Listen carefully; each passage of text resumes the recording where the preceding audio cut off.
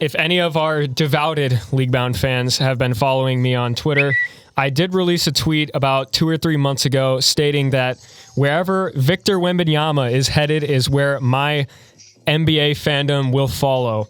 I recently got into the NBA.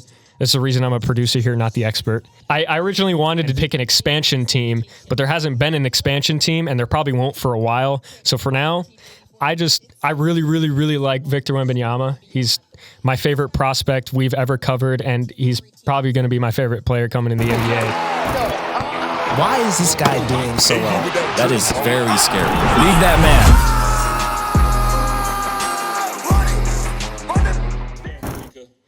Here we go. Watch it be Portland. Wow. Oh. They fall from 2 to 4. Spurs. Come on, Spurs. Sit at 2. The third pick belongs to the Portland. Oh. Come on, Spurs. Not Get too 2. bad. Get 2, Spurs. Don't tell me I'm a Spur, bro. Wow. There's no way.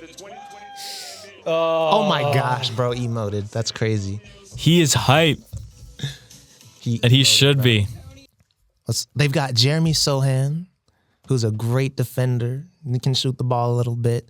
Trey Jones, a smart point guard. He played at Duke a little bit with Zion, RJ, Cam Reddish. They got Keldon Johnson, who's I think he was their leading scorer, I want to say. Him and Vassell are kind of their leaders on the wing right now. Him, Vassell, they've got, and right now they don't have a whole lot of guidance at the big position. He even got Malachi Branham. Yeah, bro. So they're And the thing is those guys might not. This team is like, God, so young. Holy cow. They might not wow you, but a lot of times those types of players like a Keldon Johnson, Devin Vassell, Malachi Branham, in the future, a lot of times those are the players that are moved for some big time names. So let's say they're successful with Wemby, but they need to make a move to make that next jump. You might be seeing a lot of these guys be moved eventually in a trade for somebody else to team up with Wembanyama. Do you guys see a big-time signing in the offseason by the Spurs trying to maybe pick up a piece to help out Victor in his first year of growth? that's a good point, because let's look at who's in the free agency.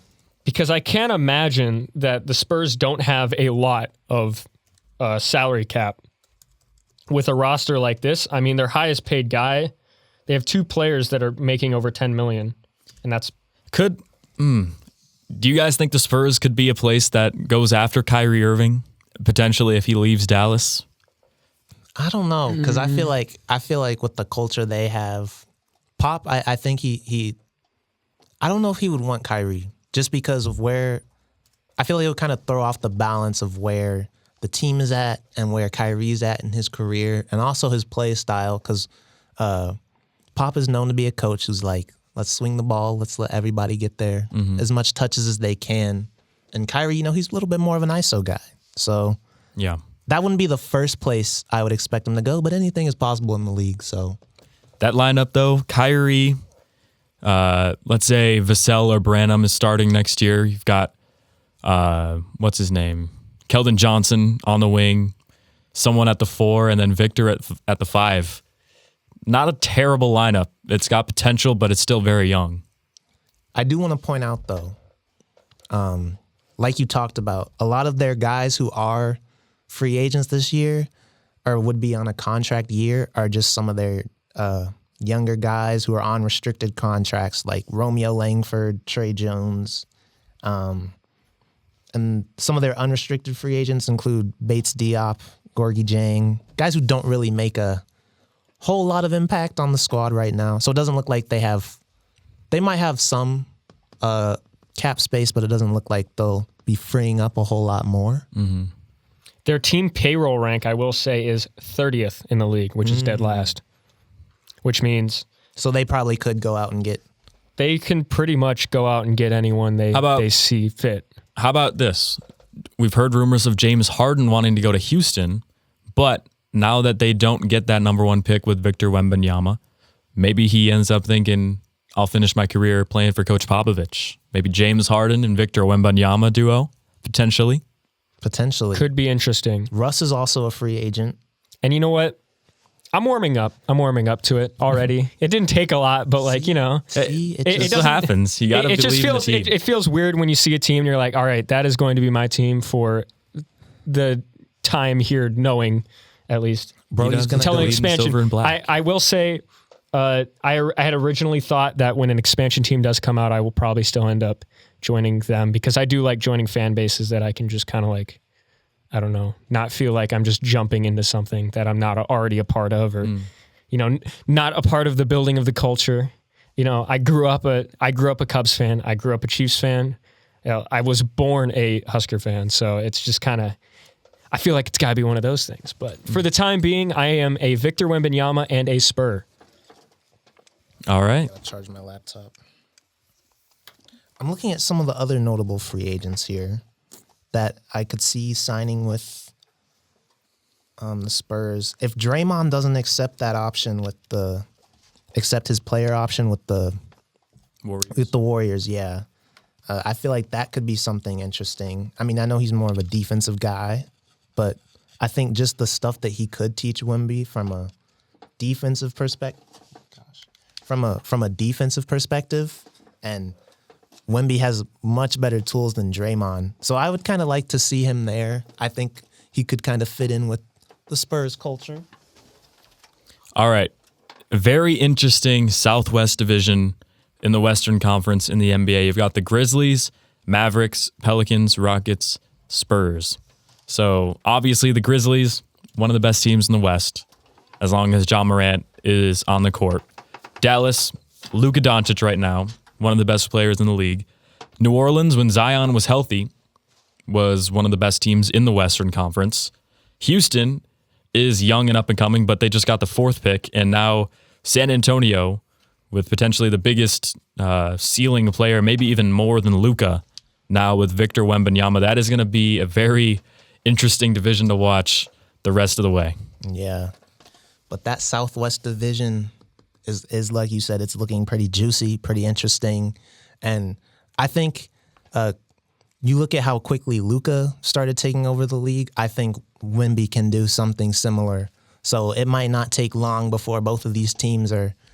That would be such a great rivalry too. The Mavericks, San Antonio. You think back The battle for the big state. Yeah, you think back to and even Houston, like if they have Ime Udoka as their coach now, like that, the rivalry between those three is going to be great for the league. And you look at the future of their front courts in this entire division. I mean, Alperen Sengun, obviously Zion Williamson at the power forward, but there's not a lot of established, top tier big men. I mean, the Grizzlies with Steven Adams for some years now, he's very solid, but not a top 10 big man in the league. Victor might have a chance to step in and maybe not first year, but pretty soon might be the best 5 or 4 in the entire division. That is true. So if he can step up quickly, that might be a strength for them. I wonder too, I'm interested to kind of pick Greg Popovich's mind a little bit and see, would he have Wemby at that 5 or that 4? I mean, with the Spurs looking at what they've got, it seems like they kind of need both positions, but it would be interesting to see how he feels about him. But he has the skill set of a 4, of that power forward. And another thing that's kind of underrated here is he has the chance to learn from guys like David Robinson and Tim Duncan because they're still pretty involved with the team. I don't remember if they have like specific positions, but I know that they are, pretty involved with, mentoring the young guys and stuff. So having Wemby there and the opportunity to learn from some of the all-time greats, especially like Tim Duncan, that's great for his potential, great for the league. I'm wondering, Coach Popovich has been doing this for so long now. What is his mindset going to be with Victor on this roster? You think he's going to have the leash that he had overseas where he's able to have those possessions where he's just dribbling for 15 seconds trying to ISO a guy? Or do you think Coach Pop is going to try to limit that part of his game and just make him like a pick and pop shooter, kind of like Karl Anthony Towns? I feel like I think it's weird because I think Pop will probably give him a lot of freedom to develop, but I feel like he might, and I feel like he'll have a lot of kind of freedom in the offense. But I think that might also mean, even though he'll have more freedom, he'll probably have the amount of dribbles he takes go down, if that makes sense. So we'll still probably see him get a lot of touches, like you said, off the pick and pop, off of maybe even post looks. Maybe he might even, with Victor's skill set, he might even allow him to, get some ISO opportunities, but he'll still probably be like, you've got to swing, you've got to know what you're going to doing within like 0.5 seconds. So it'll be interesting to see how Pop changes his game, or kind of like, because I think Pop too, he's not going to be able to coach Wemby his whole career. There have been talks about him retiring even in just the past year or two. So I think that, he might have a little bit more leeway, but I still think he'll stay kind of glued to his principles that he's grown up with. Yeah, all of a sudden, once Pop does eventually move on to a different portion of his life, this Spurs job is maybe the most attractive head coaching position in all of basketball, because not only do you get to step into such a storied franchise and take over after one of the best coaches of all time, but now you get a chance to be that person for Victor and the rest of these young players and kind of mold their future as a head coach. So once Pop does move on, that front office is going to have a very tough decision to figure out who they want to lead this young team forward into the future. Yeah, and like you said, all it takes is just one player to change things. And I think they had one of the worst records in the league, or they had the second worst record in the league last year. But it just takes one player and one season for everything to change. So when Pop does leave, it'll be also really intriguing to see how far along in that development stage they are. Because outside of Victor, these guys, except for Devin Vassell, they've kind of had a little bit of time to kind of pick things up and develop and get some years under their belt. So these guys, even though they're young, they've still had a lot of experience, a lot of playing time. So oh my God, I'm just so excited. I'm so excited to see how far these guys come, how the Spurs look. They have one of the greatest coaches. There's just, Brody, like, I know that you wanted to go to the Bulls. Well, the Bulls was like, I wasn't very excited or like hyped about that, but Blazers there's still a lot to be happy about. And Hornets. There's still a lot to be happy about. Definitely. No, I'm looking forward to it. I'm still super excited to see what this man can do. I think he's got mad potential in this league. As everyone thinks, obviously, but it's just like you watch all of his stuff he does overseas and you're like, man, I really wonder what that'll look like in the NBA. Because I feel like we just haven't seen a player play exactly like he does. I mean, it's just yeah, Chet Holmgren has made plays, I guess, similar, but it's just like, I feel like it's just on a whole nother level. Yeah. I don't know. And I just want to say too, like looking back at Zion, I know they're completely different players, but he had a lot of hype and people weren't sure the effect he was going to make immediately. And you go back and look, and there was a while where the Pelicans, they were like in the bottom of the West. But when he came back after his meniscus injury, they were making a real push for the playoffs. And if the bubble hadn't happened, they probably would have made the playoffs just from Zion's impact alone.